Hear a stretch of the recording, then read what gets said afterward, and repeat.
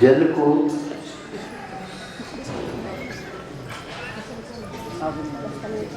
जो गिलास में लेकर के, लोटा में लेकर के आप घटपट कर देते हैं तो ऊपर का नीचे, नीचे का ऊपर आदि आदि होता रहता है। लेकिन कुछ समय के बाद वह समतल में आ जाता है। इससे हमें बहुत कुछ पाठ पढ़ने के लिए, सोचने के लिए और अनुभव लाने के लिए पर्याप्त। ये गटपट जो होता है वह स्वाभाविक उसकी क्रिया नहीं है, क्योंकि उसमें से एक लोटे में से एक गिलास पानी ले लिया और वहाँ पर देखो आप, वो समान मिलेगा। उसमें से व्यय हो चुका है एक गिलास का, फिर भी वह समान दिखता हो। गिलास कम होने से कोई फर्क नहीं पड़ता, लेकिन उसके स्तर जो है समान बना रहता है। डालने के बाद में भी एक गिलास वो समान ही बना रहता है। ये समानता क्या है उसमें?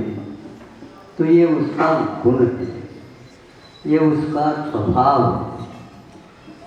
इसको आचार्यों ने स्थूल में गिना। स्थूल में पत्थर आदि जो टूटते हैं, जुड़ते नहीं हैं।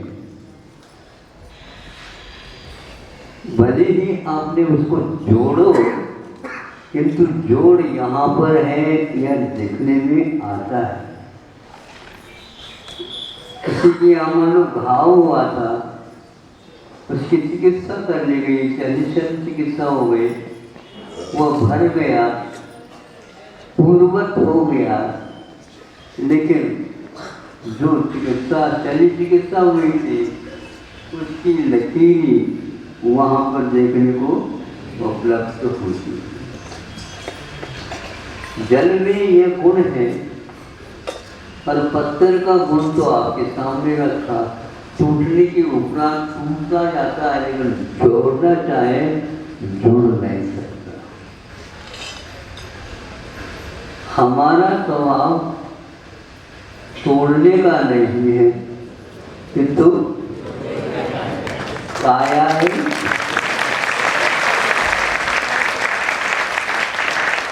जोड़ने का है। तो हम हमेशा जल को देख करके इसको सीख सकते हैं।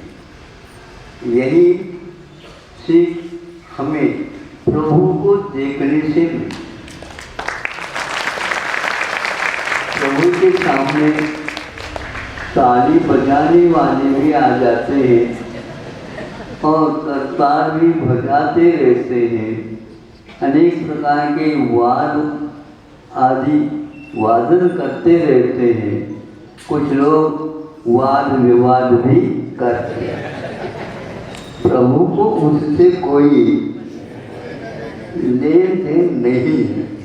जितने भी आप देना चाहें उतने ही आप टूटे हुए हो, इसलिए आप उनसे जुड़ नहीं सकते। इस रहस्य को समझ करके जो भक्त एक बार जुड़ जाता है, उनका क्षेत्र वह हो और इसका क्षेत्र यह हो, फिर भी वह वहाँ तक अपना संबंध उन्होंने नहीं जोड़ा। उन्होंने तो सब कुछ छोड़ दिया, ग्रहण तो करना ही नहीं उनको, लेकिन कितने भी आप दूर जाओ, हमने आपको यहाँ पर बिठा दिया, जोड़ दिया।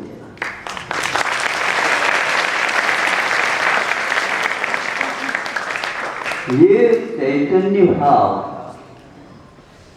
इसको हम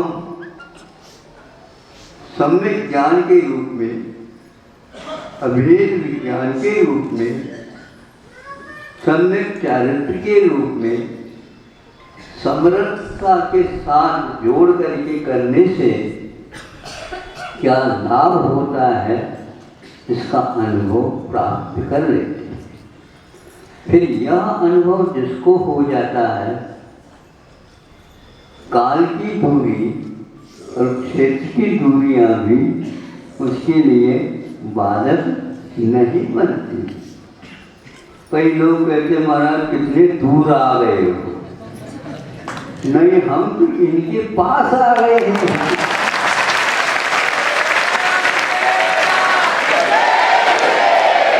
तो दूर का है।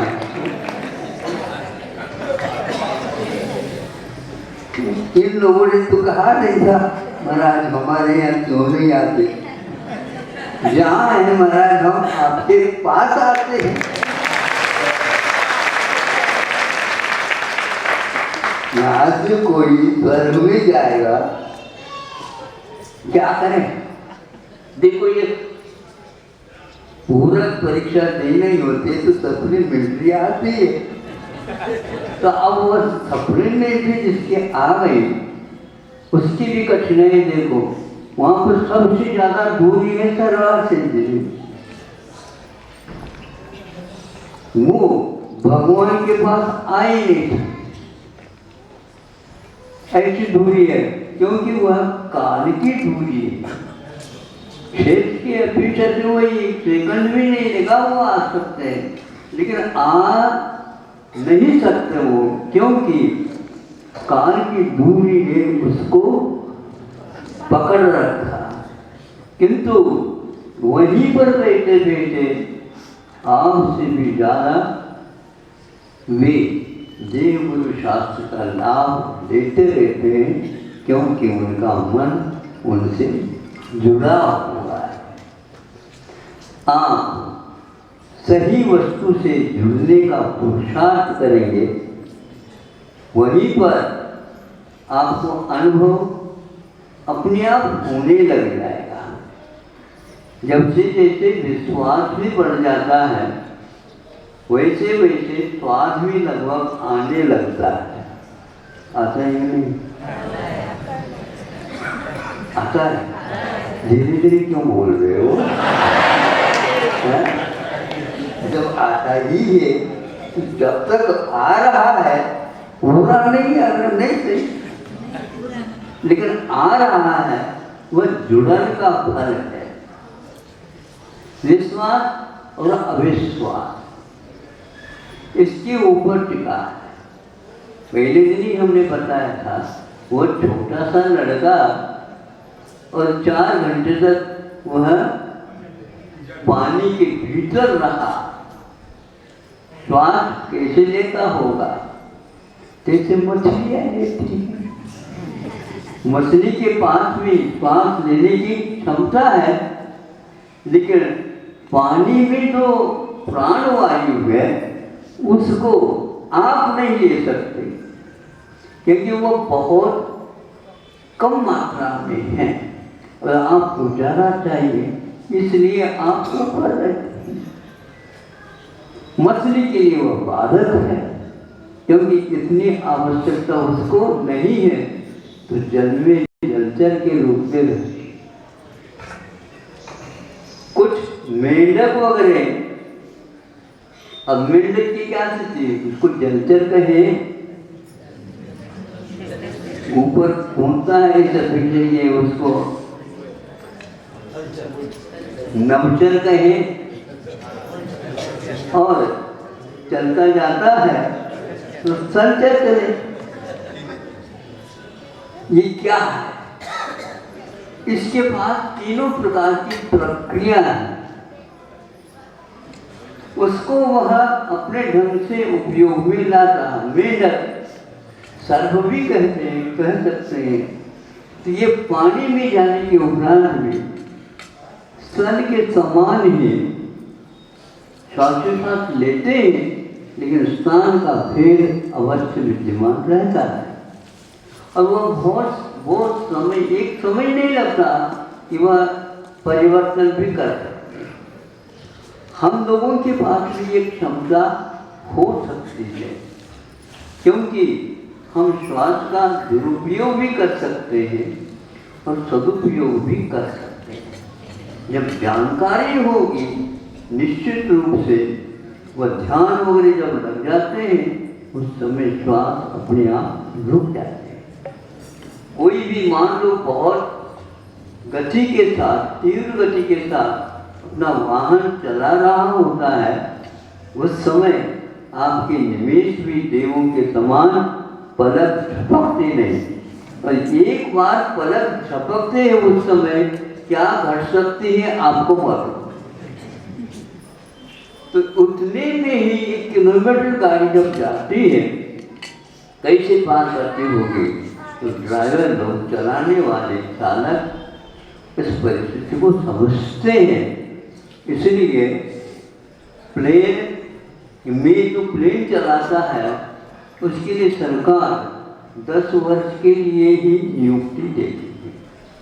10 वर्ष के बाद वो कितने भी अच्छे देखने में आता हो उनको नहीं, अब दूसरे काम कर सकते हो, अब प्लेन उड़ा नहीं सकते, क्योंकि 10 साल तक ही वह तेज ज्योति उसकी टिक जाती है, फिर बाद में पलटती है, झपकती है। इसी प्रकार उतने समय में उनकी गति में तीव्रता रहती है, तो उसको देखने की भी क्षमता उसके पास रहती है।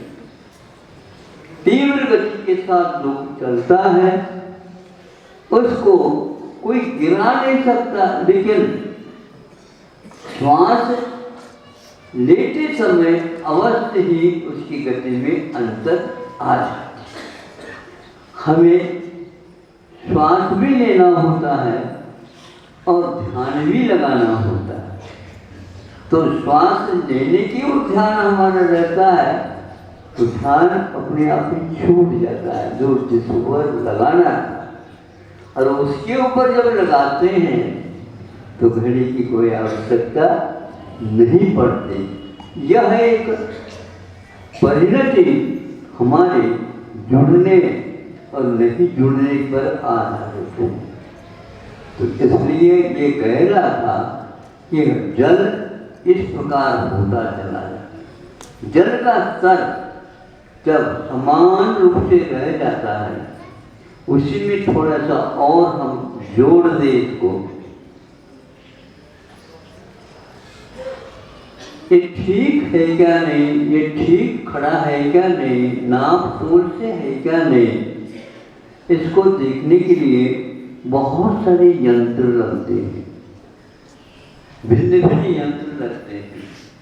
किंतु एक बार एक शिल्पी उसको देख रहा था, कोई उसके हाथ में यंत्र नहीं था, एक रबड़ की नली थी और उसमें उन्होंने पानी भर दिया और दोनों छोरों को मिला दिया और अपने हाथ में दबा दिया। अब देखो, अब एक छोर ऊपर है, एक छोर नीचे है, रख लो आप कितने, लेकिन वाटर लेवल जो है, जल का जो स्तर समानता है वो समान दिखे। इस हाथ में है, उसकी ही लाइन इस लाइन में है, कोई इसमें आगे पीछे ऊपर नीचे कुछ भी कर दो, वहाँ समानता बनी रहती है। इस वाटर लेवल से या जल के ये से समानता से हम अपने उपयोग की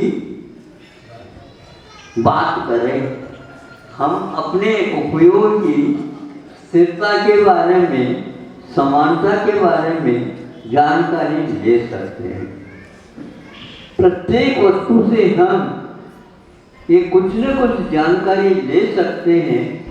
थोड़े से हम पढ़े लिखे कम हो जाए तो ठीक है, ज़्यादा पढ़े लिखे होने से तो ज़्यादा ही अस्थिरता आती है। इसलिए बच्चों को ज़्यादा मत पढ़ाओ, हाँ, ताकि वो आपके पास रह करके आपके जीवन के अनुभव को सीख सके। नहीं तो बीच में आपको छोड़ करके वो कहीं भी जा सकता है। इसलिए उस जल की स्थिति को जब हम देखते हैं, अच्छे अच्छे इंजीनियर ये काम अपने हाथ से कर नहीं सकते, वह उस वाटर लेवल के माध्यम से कर लेते हैं। भगवान को श्री जी को भी वेदी में जब बिठाते हैं या खड़े करते हैं, उस समय में भी ये लेवल बॉडी क्या बोलता है, वाटर लेवल नापने का वो सीसी रहती है। हाँ, आप अपनी अपनी भाषा में समझ लो। हाँ, लेवल 2, हाँ, दक्षिण में यही से है, तो वो इंग्लिश सब समझ में आ रहा है। हाँ, तो ये इंजीनियर भी अपने आप नहीं कर सकता, उसकी सहायता से लेकर के कर सकता। और उसमें इसको बताने वाला पानी नहीं रहता, किंतु एक प्रकार से पारा की एक बूंद रहती है। अभी देखा आप लोगों ने, हाँ, तो वो पारा की बूंद जो है यूं हिलती हुई जब तक हिलती है तब तक तो वह इंद्रिय देखता भैया अभी समानता नहीं आई, इधर उधर उसको करता रहता है। फिर जब स्थिर हो जाती है तो वह लेवल बिल्कुल उस पारे के माध्यम से याद हो जाता कि अब समानता आ गई। ये सब गणित बहुत स्वाभाविक होते हुए भी हम लोग इससे वंचित होते चले जा रहे हैं। बहुत सारी बातें करने की कोई आवश्यकता नहीं है। समय पर हम आपको याद आ जाए तो आपको बताते रहेंगे। आप हमें यदि मान लो याद नहीं आए तो आप पूछ भी सकते हैं, महाराज आप याद नहीं कर रहे हैं। तो हम याद कर रहे हैं क्या नहीं कर रहे हैं, आपकी मुद्रा को देख करके सोच लेते हैं, तात्कालिक वो याद आ जाता है। उसको ढूंढने की कोई आवश्यकता नहीं पड़ती, सामने वाला व्यक्ति उसको ढूंढ लेगा। उसकी जिज्ञासा ही मात्र हम लोगों के लिए पर्याप्त है। वह जिज्ञासा एक प्रकार से उसी की होना चाहिए, दूसरे के नहीं होना चाहिए। दूसरे के लिए हो जाए तो वह पत्थर की भांति टूट जाएगा, किंतु एक में हो जाता है तो जल का स्तर एक हो जाता है। फिर भी उसको स्थूल ही कहा है, इसलिए कहा है कि वह नेत्रेंद्र का विषय बन जाता है। इसलिए वह स्थूल सूक्ष्म पकड़ नहीं सकते प्रकाश को, किंतु नेत्रेंद्र का विषय बनता है तो वह सूक्ष्म स्थूल माना जाता है।